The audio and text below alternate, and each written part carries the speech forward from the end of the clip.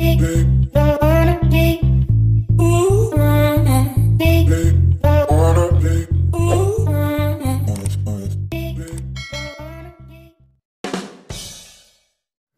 mga kayanis! Welcome back again sa Mariana's Kitchen. So ayan, ang tagal na naman natin hindi nakapag-vlog ng ganito.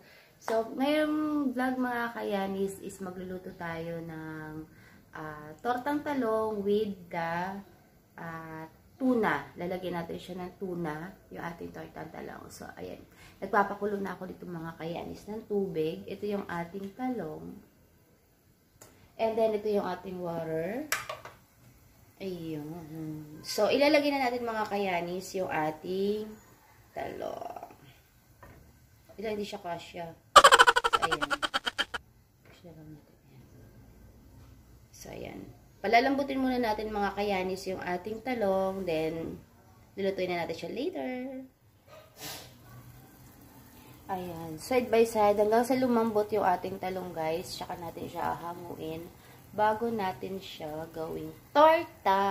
And guys, ito na yung ating talong. Ayan. Malambot na to guys. So, pwede na natin tong hanguin. Ayan. And then, gawin na natin yung ating tuna. Guys, ito na yung ating talong. So, malamig na siguro to. So, babalatan na lang natin to ngayon. Ayan. Ayan. Mas madali na siyang balatan guys kapag malamig-lamig na siya.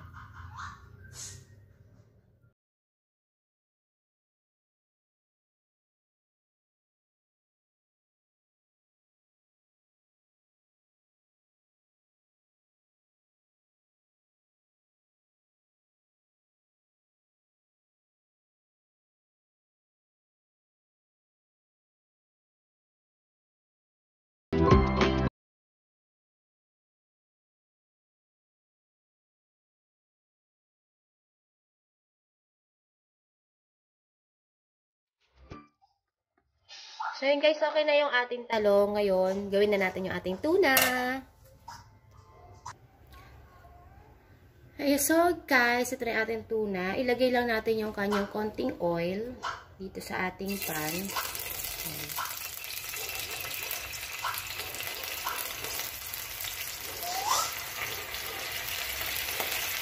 So, yun na ngayon yung magiging oil natin sa pagigisa ng ating sibuyas, bawang at kamatis. Sibuyas.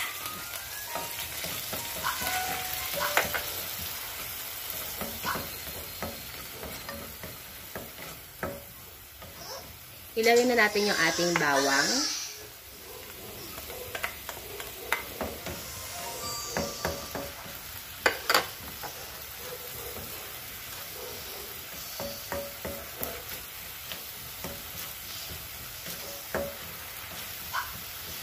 At ang ating kamatis. So, yan guys, nagisa na natin yung ating sibuyas, bawang at kamatis. Ilagay na natin ngayon yung ating tuna.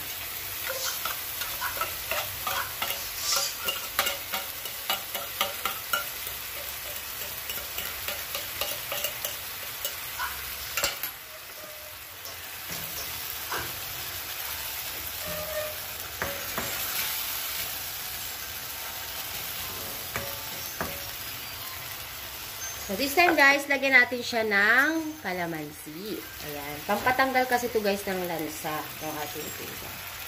Kaya isa rin talaga guys, ang gusto ko kung bakit ginigisa ko yung ating tuna kapag nagtutorta ako kasi para malalagyan ko siya ng kalamansi at the same time, maluluto siya talaga ng maayos.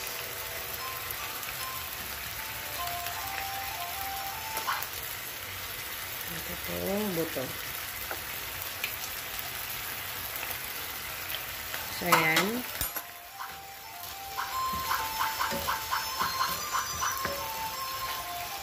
Pwede natin siya dito timplahan. Lagyan lang natin siya ng black pepper and salt. Sa paglalagay guys, ng pangpaalat, nasa sa inyo na kung gaano kaalat yung gusto nyo. Ayan.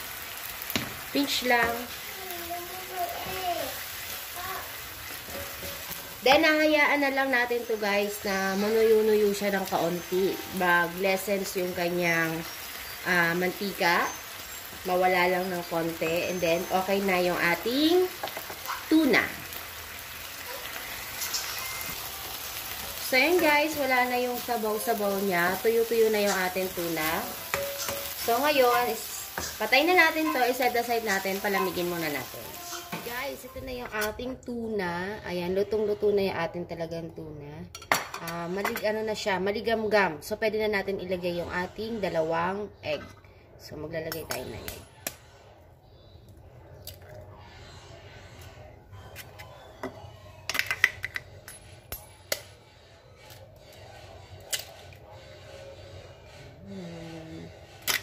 And then, pwede na natin to siyang haluin.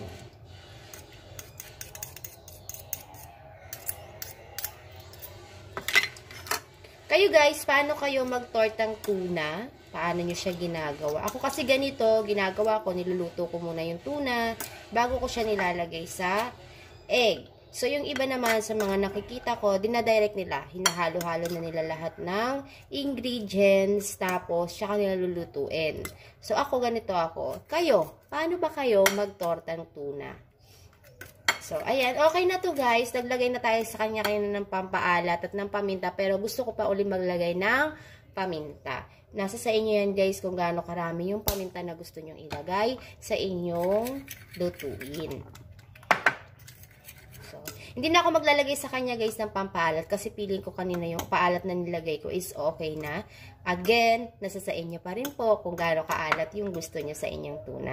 So, this time guys, piprituhin na natin. Kasama na ang ating talong. So, ayan. Assemble na natin to guys. Magpapainit na ako ng ating kawali. So, yan guys, habang nagpapainit tayo ng mantika, ilagay na natin yung ating talong sa isang plato. Ayan. Ito munang isa. Then, lagyan natin siya ng ating tuna. Para pag inilagay natin siya later, hating-hati. Diba? Ayan.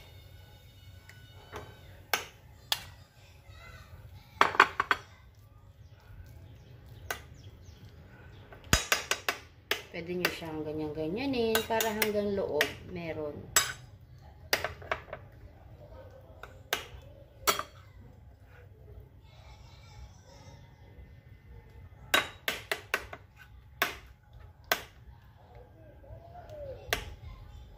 So, yan guys, mainit na yung ating kawali. Lagyan na natin siya ng mantika.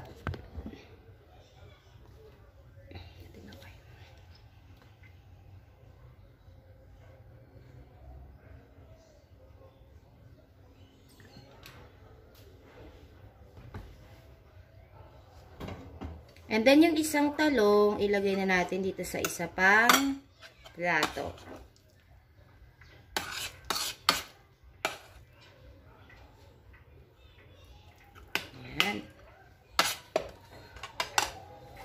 Isang plato sila.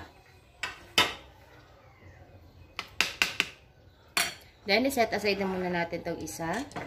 Lutuin na muna natin yung ating isang talong. Ayan guys, mainit na yung ating kawali. So, bawasan natin yung ating apoy. Baka masunog kasi yung ating itlog. At the same time, mabilis na lang dito kasing maluto dahil luto na yung ating mga sangkap. So, lagay na natin.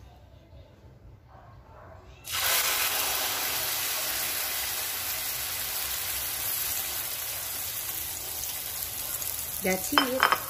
Hayaan na natin siyang maluto.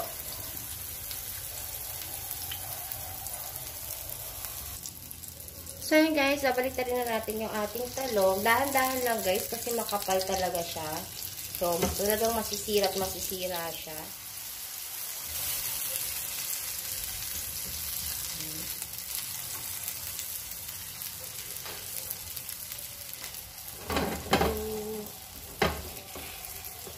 Then, lulutuin na lang natin yung ating next another side. Then, okay na ang ating torta.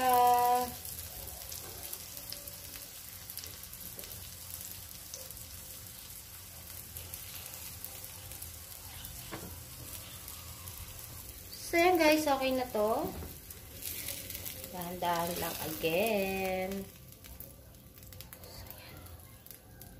So, ayan. Tcharan! Then, next, yung another isa naman. Yung isa, lagay na natin yung ating isa pang talong. So, ito na yung ating isa pang talong. So, yan siya guys. Ito na yung ating isa pang talong. And then, ito na yung ating torta. So, ayan. Masarap to guys sa ketchup. So, yan.